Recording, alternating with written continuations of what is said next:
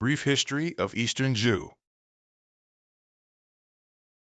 King Yu's decision to depose Queen Shen and Crown Prince Yi Zhu for his favorite concubine, Bao Si, creates a fatal rift among the elite. Seeking revenge, the queen's father forms a lethal alliance with the nomadic Chuanrong tribes. In 771 BCE, the coalition launches a devastating invasion of the Zhou heartland. The capital is sacked, signaling the end of the Zhou's direct military control over their ancestral base.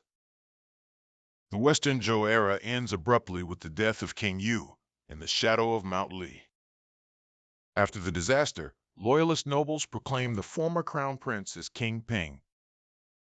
Faced with the ongoing Chuanrong threat, the court begins a desperate migration to the secondary capital, Luoyui. This relocation to the east, also known as Qingzhou, formally marks the start of the Eastern Zhou. King Ping tasked Duke Xiang of Qin with recapturing the lost western lands, establishing Qin as a major vassal state. The shift in geography reduces the Zhou kings to ritual figureheads with limited land and power. As royal authority fades, the central states splinter into hundreds of autonomous principalities. This chaotic new era, named after the spring and autumn annals, begins its long history. Duke Huan of Qi emerges as the first and most influential hegemon, or Ba, of the era. Qi's dominance is fueled by its control over essential salt and iron production. The hegemon system is created to defend the central states and support the weak Zhou king. The stated goal of the hegemon is to support the king and expel the barbarians. By the 6th century BCE, constant annexation leaves only a handful of dominant principalities. The rivalry between the northern state of Jin and the southern state of Chu dominates the era. Smaller states become satellites, forced to navigate the bipolar hegemony of the great powers. Based in the Yangtze Valley, Chu frequently challenges the legitimacy of the Zhou monarchs. Despite its military strength, Jin is plagued by internal conflicts between powerful ministerial clans. Once viewed as semi-barbarians, the Qin gradually expand their influence from the west. While monarchs are politically weak, they remain the essential source of ritual legitimacy.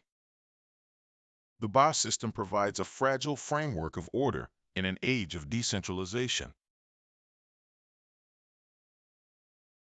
Early spring and autumn warfare is a ritualized aristocratic pursuit defined by chivalry. Chariots serve as the primary unit of battle, driven by armored elites following strict codes.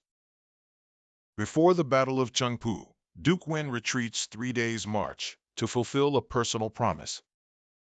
This ritualized deference underscores the importance of personal virtue in military leadership. Battles are often prearranged engagements between fighters who respect specific rules of conduct. Contemporary accounts emphasize that victory is a result of moral standing, not just force. Conflict in this era is often a competition for honor rather than total annihilation. Bronze remains the primary material for these elite, ritualized weapons.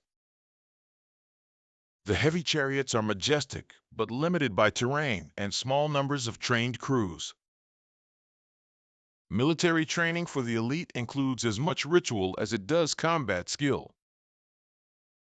In the early era, warfare is limited in scope and rarely targets the general population. But the introduction of iron technology in the 6th century BCE is about to change everything. The Iron Age allows for the mass production of affordable, deadly weapons for commoners. Massive armies of peasant infantry replaced the small elite chariot groups of the past. The invention of the crossbow allows a simple peasant to kill an armored aristocrat from a distance. Influenced by nomadic tactics, cavalry units bring new speed and flexibility to the field. Warfare shifts from ritual duels to total conquest, with cities becoming targets for annihilation.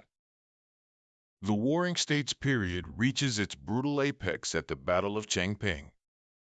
The Qin army surrounds and traps the entire military force of the state of Zhou. In a horrific act of total war, approximately 450,000 Zhou soldiers are reportedly buried alive. This unrecoverable loss of manpower permanently cripples the state of Zhou and shocks the realm. The struggle for territorial survival leads to total war, mobilizing entire societies. Survival now depends on the ability to mobilize every resource for destruction. This period of chaos paradoxically stimulates a great flowering of human thought. Confucius seeks to restore order by looking back to the golden age of early Zhou rituals. Confucianism emphasizes individual virtue and the maintenance of hierarchical family roles. Mencius argues that rulers have a moral duty to provide for the people's well-being. Taoism offers a counter-narrative, advocating for harmony with the natural way, or Tao. Through wu-wei, or non-action, Taoists seek to end the suffering caused by striving for power. Legalism emerges as a pragmatic philosophy of rule through harsh laws and punishments. Legalists believe human nature is greedy and must be controlled to strengthen the state. Mohists preach universal love and specialize in the science of defensive warfare. The School of Names explores the relationship between language and the physical world. The School of Naturalists explains the universe through the interaction of cosmic forces. Scholars and military professionals travel between states to offer advice on governance. This axial age establishes the identifying cultural characteristics of China for millennia. The 1978 discovery of Marquis' tomb reveals the immense luxury of the feudal elite. These Bianzhong bells are a marvel of engineering, each producing two distinct notes. The bells demonstrate that the Eastern Zhou possessed advanced 12-tone musical theory. Artisans used the complex lost wax casting method to achieve unprecedented detail. The tomb contains the earliest Chinese ink writings on bamboo slips, known as Zhujian. Luxury goods in the tomb show trade links stretching as far as ancient Iran. Increased trade leads to the introduction of regional coins, like the spade money of the North. Eastern states like Qi and Yan use standardized knife money with rings at the handle. Southern currency reflects the ancient tradition of using cowrie shells as money. Qin introduces round coins, which will eventually become the standard for all of China.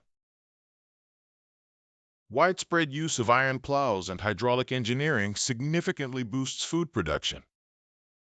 Massive state projects turn formerly arid regions into productive agricultural heartlands. The collapse of the state of Jin marks the shift from squabbling states to consolidated powers. In 403 BCE, the king formally partitions Jin into three new independent states. 7 major powers remain to battle for total control: Qin, Chu, Qi, Yan, Han, Wei, and Zhao. The state of Qin gains a definitive advantage through radical legalist reforms. Shangyang abolishes the old feudal landholding system to weaken the nobility. Qin institutes a merit-based military hierarchy, rewarding skill over birth. A centralized bureaucracy is established to directly tax the peasantry and mobilize labor. These reforms turn Qin into a highly efficient machine for total war. By the mid-3rd century BCE, the Zhou kings have lost all remaining political power. In 256 BCE, the state of Qin captures the royal city and kills the last Zhou ruler. Diplomatic strategists try to master vertical and horizontal alliances to survive. The final campaign for unification is about to begin.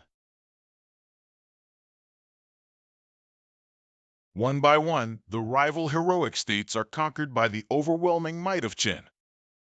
The smaller states of Han and Wei are the first to succumb to the Qin tide. In 221 BCE, King Yingzheng conquers his last rival, the eastern state of Qi. The decentralized feudalism of the Zhou is replaced by a centralized imperial system. The decentralized feudalism of the Zhou is replaced by a centralized imperial system.